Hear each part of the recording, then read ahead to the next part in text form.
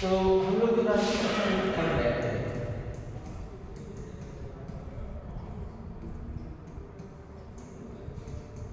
राष्ट्रीय शिक्षा नीति कब पारित किया गया था? 1986।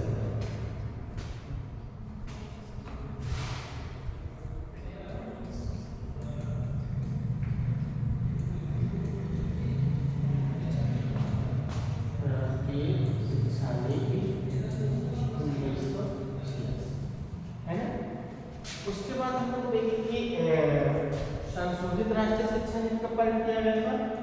1952।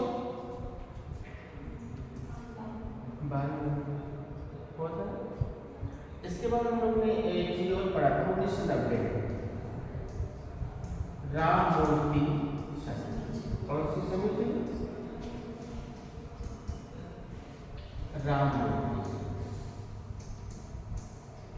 है ना। इसके बाद हम लोग क्या पढ़ रहे थे? प्रोफेसर यशपाल समिति। और ये कब किया गया था? 1992। हाँ, 1992 में यशपाल समिति।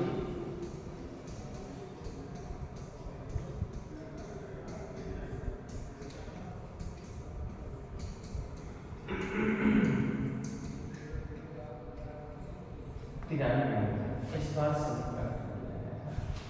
तो जितने भी समितियां आयोग का गठन किया गया है उसमें यशपाल समिति ने क्या एक जमीनी यथार्थ के रूप में काम किया है, अर्थात वो शिक्षा की वास्तविक समस्याओं से अवगत होते हुए इसके समाधान करने की बात करते हैं। सबसे पहले उन्होंने देखा कि जो भी शिक्षा नीति बनी है, जो भी है, किसी ने भी पाठ्यक्रम पर ज़्यादातर ध्यान नहीं दिया था कि कितना पाठ्यक्रम है, बच्चों पर क्या इसका प्रभाव पड़ेगा। तो जो शिक्षा एक बोझ के रूप में है, अर्थात पढ़ाई बहुत सारी चीज़ें होती हैं, लेकिन लड़कों के लिए बोझ होता जा रहा है, चाहे भौतिक संसाधनों के रूप में, चाहे बैग होते हैं या फिर अपने मानसिक स्तर पर, है ना। तो इन दोनों स्तरों पर देख रहे हैं कि इतना ज़्यादा समस्याएं उत्पन्न हो जा रही हैं, लेकिन उसका समाधान नहीं हो पा रहा है ना। और शासक ने आपको भी बताया था कि जितने भी नियम कानून बनाए जाते हैं और उसमें क्या है कि उसका क्रियान्वयन सुचारू रूप से नहीं हो पा रहा है। तो उसी के संबंध में यशपाल समिति ने सुझाव दिया था। हमने कल आप लोगों को बताया था कि सारे चीज़ें किस तरीके से उसमें सुझाव दिया गया था। और जैसा कि हमने ये भी बताया था कि स्कूलों में केवल परीक्षा उत्तीर्ण करना ही बहुत बड़ी चीज़ माना गया, पूरा फोकस किस पर रखा गया है? हाँ, परीक्षा उत्तीर्ण कर ले जाए, परीक्षा पास कर ले जाए।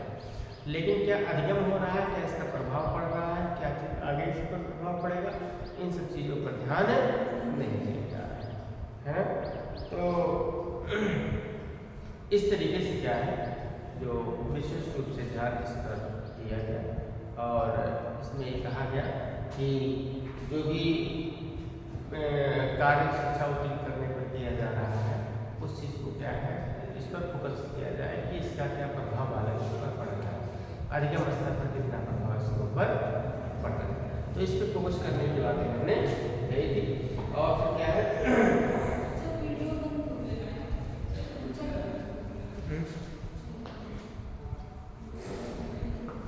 तो इस तरीके से क्या है उन्होंने बनाने का प्रयास किया और पाठ्य पुस्तकीय ज्ञान और फिर क्या है व्यावहारिक ज्ञान, वास्तविक ज्ञान पर भी क्या है इस पर ध्यान दिया गया।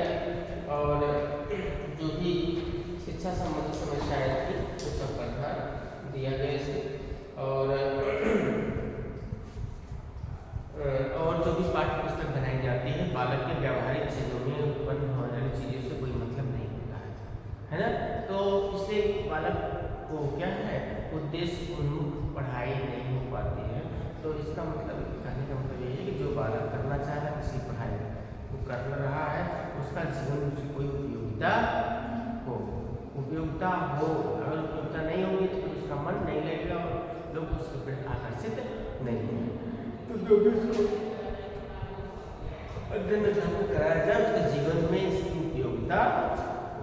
ठीक है। उसी तरीके से क्या है कि किसी वस्तु का अवलोकन कराने से दर्शाया जाता है।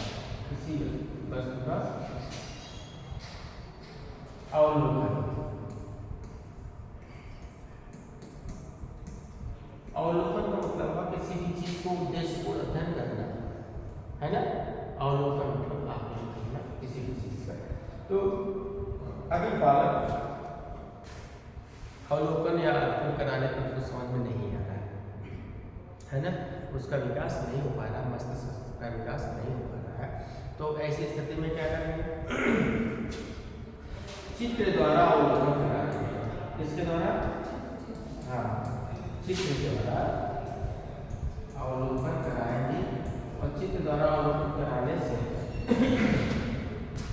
जो बालक होता है वो जल्दी से सीख लेता है, अधिगम कर लेता है ना। जब किसी बालक को चित्र दिखाई जाती है तो उन्होंने कहा कि जो भी पाठशाला में क्रियाएं हैं उसको क्रियाशील बनाया जाए ताकि बालक में अधिगम की अवस्था तेज अर्थात तीव्र हो सके, वो जल्दी से कोई चीज सीख सके, है ना। तो इस तरीके से क्या है उसमें किया गया। और तो इसी चीज का इसमें उल्लेख किया गया था, पाठ्यक्रम को लेकर ही उसमें उल्लेख किया गया था ज्यादा करके कि जो पाठ्यक्रम है वो बनाया गया है वो शहरी क्षेत्रों के लिए और ग्रामीण क्षेत्रों के लिए पाठ्यक्रम एक होना चाहिए। लेकिन देखते हैं शहरी क्षेत्रों का पाठ्यक्रम किस तरीके जटिल रखा जाता है और ग्रामीण क्षेत्रों के पाठ्यक्रम को हाँ सरल या तो कम रखा जाता है ना, कम रखा जाता है। तो इसलिए क्या होता है उसमें डिफरेंट आ जाती है, अध्ययन क्रिया में अध्ययन कार्य में अध्ययन क्रिया में क्या हो जाती है, विभिन्नता उत्पन्न हो जाती है, जिसकी वजह से क्या होता है उसमें अंतर होने की वजह से उसका वास्तविक परिणाम नहीं मिल पाता है। तो सब मिलाकर एक पाठ्यक्रम पर फोकस करते हैं और उसके प्रभाव और इफेक्ट की बात करते हैं, समझ रहे हो। तो यशपाल समिति जो थी मुख्यतः पाठ्यक्रम को लेकर इसको था और बालक के अधिगम को लेकर उन्होंने उल्लेख किया था। परीक्षा प्रणाली को लेकर उन्होंने उल्लेख किया था इसका कि इस तरीके से, और भौतिक संसाधनों को लेकर उन्होंने बात किया था, है ना। मानसिक बोझ के आधार पर उन्होंने बात किया, समझ लो। तो इस तरीके से क्या है ये सारी चीजें यशपाल समिति में इसका वर्णन, इसमें अगर यशपाल समिति आ जाएगी तो लिख सकते हो, इसमें से 6-7 पॉइंट याद कर लो, है ना। जिस चीज पर लोगों ने फोकस किया है तो जब याद कर सकता है इस बात। तो इस तरीके से क्या है यशपाल समिति। उसके बाद है राष्ट्रीय पाठ्यचर्या की रूपरेखा। इसकी राष्ट्रीय पाठ्यचर्या की रूपरेखा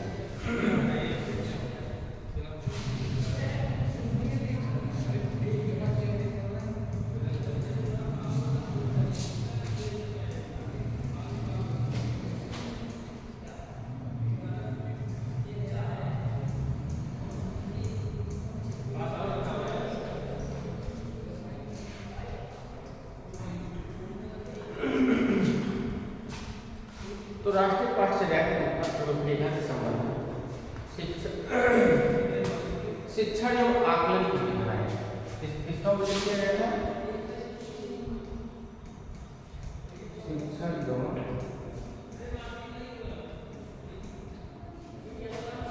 आकलन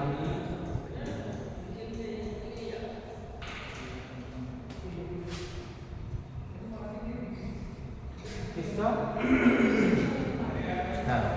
शिक्षण एवं आकलन की। तो इसमें शिक्षण की बात कही गई है और आकलन की। इसमें राष्ट्रीय पाठ्यचर्या की निष्पत्ति सीटेट में यहाँ से क्वेश्चन साल आता है ना। सीटेट में क्या है यहाँ से एक क्वेश्चन में एक क्वेश्चन फिक्स रहता है लगभग। तो इसमें क्या उल्लेख किया गया है? परिवर्तन प्रस्तावित किया गया है शिक्षण और आकलन में, परिवर्तन की बात की गई है, इसकी बात की गई है, परिवर्तन की बात की गई है। और इन प्रस्तावित परिवर्तनों पर प्रदेश के हर हिस्से में विचार विमर्श और चिंतन किया गया।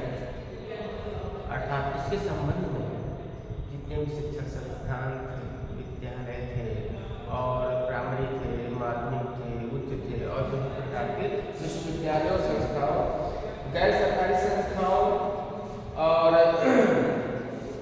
अन्य जो विद्वान जन थे, इन सबके सुझाव को जानने के लिए आयोजन कराया गया। क्या कराया गया? हाँ, और उसमें विभिन्न लोगों को बुलाया गया, है ना। एक आयोजन किया गया और इसमें विभिन्न विद्यालयों के लोग को, गैर सरकारी संस्थाओं और सरकारी संस्थाओं, विभिन्न लोगों को क्या किया गया था, इसमें बुलाया गया। ठीक है, तो इसमें मंथन किया गया और प्रारंभिक शिक्षा की विभिन्न गुणवत्ता को भी इसमें ध्यान में रखा गया कि किस तरीके से क्या है इसका उल्लेख किया जाए। और साथ ही साथ क्या है कि इसमें 1986 की शिक्षा नीति 93 में संशोधित हुई और फिर क्या है NCF 2005 का अस्तित्व आया। समझ रहे हैं? तो इसमें क्या किया गया था, इसके पहले जो समितियां आयोग का गठन किया गया था उसका उन्होंने आकलन किया। क्या किया? आकलन किया, सारी गतिविधियों पर उन्होंने जाना। उसके बाद जो जितने भी विद्वान लोग थे, जितने भी विद्यालय के लोग थे, इन सभी लोगों को क्या है उस सम्मेलन में बुलाया गया, है ना। बुलाया गया, उसके बाद बुलाने के बाद इसकी रूपरेखा तैयार की गई और रूपरेखा तैयार करने के बाद इसको लागू कर दिया। समझ रहे? अब देखिए इसमें किन किन चीज़ों का उल्लेख किया गया है और इसमें 3-4 चीज़ों को बहुत ध्यान में रखा गया है।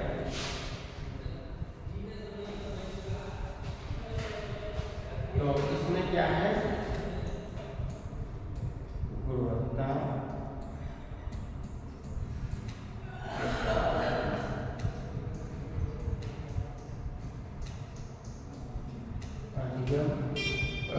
और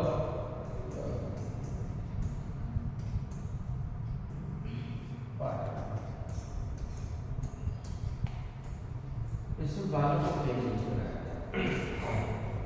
है ना कि जो बालक का अधिगम स्थान है, इस अधिगम स्थान को ऊंचा रखने के लिए गुणवत्ता का पालन किया जाए। किसका पालन किया जाए?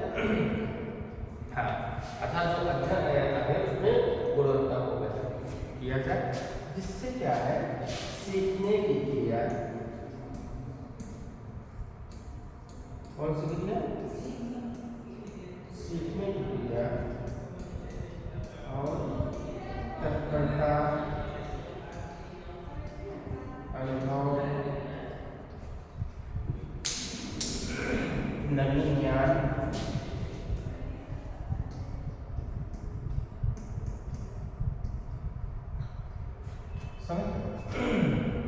और जो पाठ्यक्रम के उपकरण है, सहगामी क्रिया है, जो उपकरण है अध्ययन सामग्री है ना, जो तो उसकी गुणवत्ता बढ़ाने के लिए उपकरण, नवीन ज्ञान, सीखना, तत्परता। तो इसमें अर्थात राष्ट्रीय पाठ्यचर्या की रूपरेखा 2005 जो फोकस किया गया वो हालांकि शिक्षा की गुणवत्ता की बात समझ। और इसमें ये भी रखा गया कि बच्चों के प्रति उनका दृष्टिकोण क्या है, बच्चों के प्रति दृष्टिकोण क्या है, अर्थात ये आयोग किस तरीके से दृष्टिकोण करना चाहता है और किस तरीके से क्या है अध्ययन अध्यापन करना चाहता है। तो सभी बच्चों में सीखने की स्वाभाविक प्रवृत्तियों में अंतर नहीं चलता। कोई भी बालक होता है तो सीखने की एक स्वाभाविक प्रक्रिया होती ना, और उसके अंदर अंतर्निहित होता है। सीखने की प्रक्रिया हर व्यक्ति के पास होती है ना। सीखने की प्रक्रिया हर व्यक्ति, चाहे वो पागल हो चाहे कुछ भी हो, कुछ न कुछ हर चीज़ को सीखता है ना। अगर जड़ बुद्धि हो, मूढ़ बुद्धि हो तो उसको छोड़ के अर्थात कहीं न कहीं वो भी किसी न किसी चीज़ को सीखने की क्षमता है। भले ही बहुत ही मामूली रखता हो, लेकिन कुछ न कुछ हर व्यक्ति देखने की क्षमता या सुनने की क्षमता रखता है। तो उसी तरीके से क्या है कि हर बालक के पास अधिगम की क्षमता होती है, हर व्यक्ति सीखने का प्रयास करता है, उसके अंदर ऐसी क्षमता और योग्यता का विकास होता है। एक स्वाभाविक प्रक्रिया है, स्वाभाविक। और जो सीखने की अभिव्यक्ति है वह एक विशिष्ट प्रकार की होती है। किस प्रकार की होती है? विशिष्ट प्रकार की होती है। क्यों? क्योंकि हर एक बालक के पास जो क्षमता होती है और जो योग्यता होती है वह क्या होती है? दोनों अलग अलग होती है। जो क्षमता और योग्यता होती है वो दोनों क्या होती है? अलग अलग। तो किसके अंदर होती है?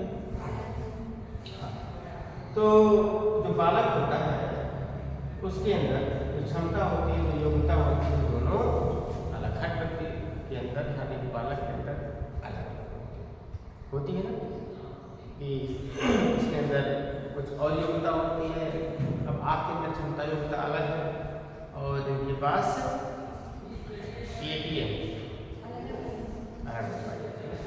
तो उसी चीज को बच्चे अपने आप अनुभव करके, स्वयं करके या स्वयं अध्ययन करके या अपनी क्षमता से स्वयं सीख कर, पढ़ कर, सीख कर या दूसरों से सुनकर या देख कर या जान कर या कोई क्रिया कर करके, विचार कर करके, तो इस प्रकार से क्या होती है? उनके अंदर एक अनुभव होता है। क्या होता है? अनुभव। आपके अंदर ज्ञान कैसे उत्पन्न होती है? जब आप इसे सुनते हैं या जानते हैं या करते हैं, है ना, या तो कभी देखे हो या कभी किए हो। तो इस तरीके से क्या है कि आपके अंदर ऐसे अध्ययन करने की क्षमता होती है। क्या होती है? हाँ, ऐसी क्षमता। ठीक है। और वही चीज मैंने बताया कि व्यक्ति की भिन्नता होती है, प्रत्येक बच्चे के अंदर सीखने की क्षमता अलग, प्रत्येक बालक के अंदर क्षमता अलग अलग होती है। और फिर क्या होता है कि बालक के अंदर जो पूर्व ज्ञान होता है, कौन सा ज्ञान होता है? पूर्व ज्ञान होता है। उस पूर्व ज्ञान के आधार पर अपने अधिगम कार्य को संपन्न करते हैं। जो उनके अंदर पहले का ज्ञान होता है उसी ज्ञान को परिदृश्य देखते हुए आगे काम करते हैं। समझते हैं? तो ये सारी चीजें क्या है इसमें इसका उल्लेख किया गया था। और बालक जो होता है कि जो भी कार्य करता है, चाहे अवलोकन करके, चाहे साक्षात्कार करके, चाहे अनुसूची द्वारा, चाहे प्रश्नावली द्वारा, चाहे वस्तुनिष्ठता के द्वारा, चाहे वैज्ञानिक पद्धति के द्वारा, चाहे निदर्शन के द्वारा, और चाहे अन्य क्रियाओं साधनों के माध्यम से जो कुछ भी सीखता है वह अपनी क्षमता के अनुसार ही कार्य करता है। समझ लो। और उसमें क्या है? शिक्षक की भूमिका और शिक्षण के प्रति दृष्टिकोण। देखिए, इसमें शिक्षक की भूमिका क्या होती है? शिक्षक की भूमिका क्या होती है और उसके प्रति दृष्टिकोण क्या होता है? ठीक है। अब देखिए, जो टीचर होता है वो क्या होता है? ज्ञान को संचालन करने वाला, है ना, एक स्थान से दूसरे स्थान पर स्थानांतरित करने वाला होता है ना। जैसा कि इसमें वर्णन किया गया है कि शिक्षक होता है वह ज्ञान का स्रोत नहीं देता है, अर्थात केवल ज्ञान का उत्पत्ति का कारण नहीं होता है, साथ साथ क्या है उसको एक स्थान से दूसरे स्थान पर संप्रेषण करने वाला भी होता है। उस चीज को गतिशील बनाता है। ज्ञान क्या बनाता है? गतिशील बनाता है और एक स्थान से दूसरे स्थान पर क्या होता है? स्थानांतरित करता है ताकि बच्चों के अंदर अधिक सुविधा आ जाए तथा ज्ञान युक्त संचार प्रणाली का विकास हो सके। तो ये काम करता है। ठीक है। और उसके बाद क्या है कि जो निर्देश होता है, केवल निर्देश या ऑब्जर्वर जो कहा जाता है, निरीक्षण करता है, उसके साथ साथ क्या होता है? सारी क्रियाओं को संपन्न करता है। बच्चों से प्रश्न भी पूछेगा, साक्षात्कार भी लेगा, अवलोकन भी करेगा, उनका निरीक्षण भी करेगा, परीक्षण भी करेगा और फिर सामान्यीकरण करेगा। समझ रहे? तो ये चीजें क्या है?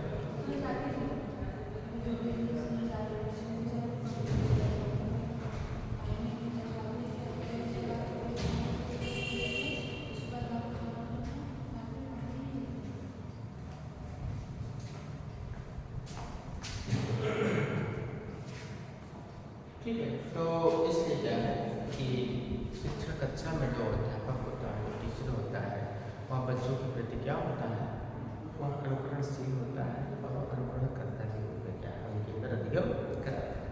समझ रहे? तो इस तरीके से क्या है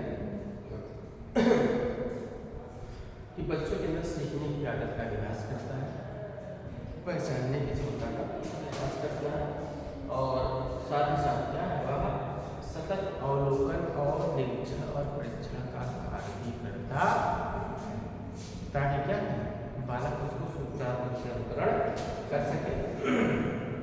और इसके साथ साथ क्या है, विभिन्न प्रकार के जो तथ्य होते हैं, क्या होते हैं, तथ्य होते हैं, और ये जो तथ्य होते हैं, तथ्य का मतलब क्या होता है, किसी भी चीज में जो सोचने की बिंदु होते हैं उसी को क्या कहते हैं। एक किसी घटना का आप अध्ययन कर रहे हैं तो उसके संबंध में जो आप जानकारी रखते हैं वही क्या हो जाता है, तथ्य, है ना। तो प्राथमिक तथ्य भी होते हैं, द्वितीयक तथ्य भी होते हैं, है ना। तो कुछ परिमाणात्मक होते हैं, कुछ गुणात्मक होते हैं, है ना। तो इस तरीके से क्या होते हैं, विभिन्न तथ्यों के माध्यम से बालक क्या करते हैं, उस चीज को जानते हैं, खोज करते हैं, अनुसंधान करते हैं, और क्या है, सोच करके उसके बारे में जानते हैं। तो इस तरीके से क्या है, उसके साथ साथ क्या है, कार्य अनुभव में उपयोगिता, कोई भी कार्य आप करते हैं उससे आपको क्या मिलता है, है ना। तो जो आप कार्य करेंगे उसकी एक जो क्रियाशीलता होती है वो कौन बढ़ाता है, टीचर्स, है ना। क्रियाशीलता को अग्रेसित कौन करता है, टीचर्स करते हैं, अध्यापक लोग करते हैं, समझ लो। तो इस तरीके से क्या है, ये सारे कार्य करते हैं।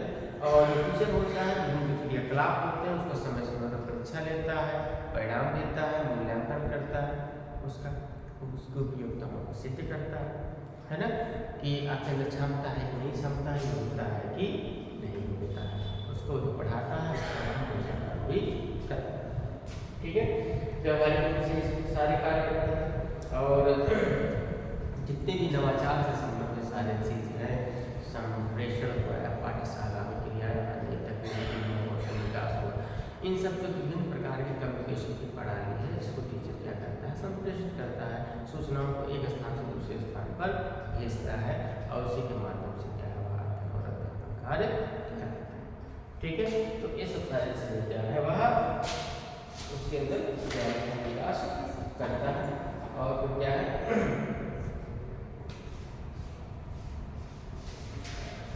और टीचर का ये होता है कि नियमित रूप से समय का पाबंदी हो, नियमित समय पर हो, और फिर क्या है, अनुशासनात्मक कार्रवाई काम करें, उसी के अंदर क्षमता और योग्यता का भी विकास किया जाता है ना। तो साथ साथ क्या है कि जो भी आपके अंदर अभिरुचि है, जो भी निष्ठा है, योग्यता है, क्षमता है, इन सबको क्या है, विभिन्न नवाचार के रूप में बना सकती है। तो जो ये था, अर्थात जिसमें हमने बताया कि राष्ट्रीय पाठचर्या को रूपरेखा,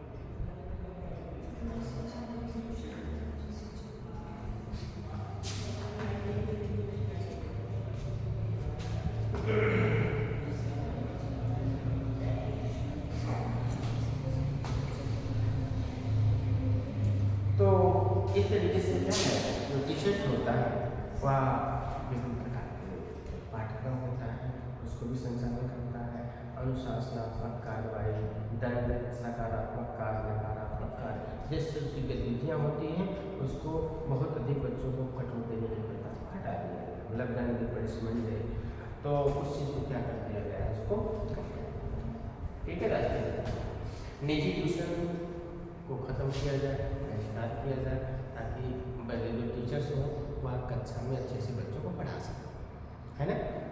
तो इसलिए टीचर जो टीचर होते हैं, जो ट्यूशन पढ़ाते हैं, वह ट्यूशन ना पढ़ा के बच्चों को सुदूर तरीके से पढ़ाए, ठीक है। तो इसका उद्देश्य यही था। और फिर क्या है बालक को शारीरिक और मानसिक रूप से क्या है, हाँ, और पीड़न ना करे अर्थात परेशान न करे।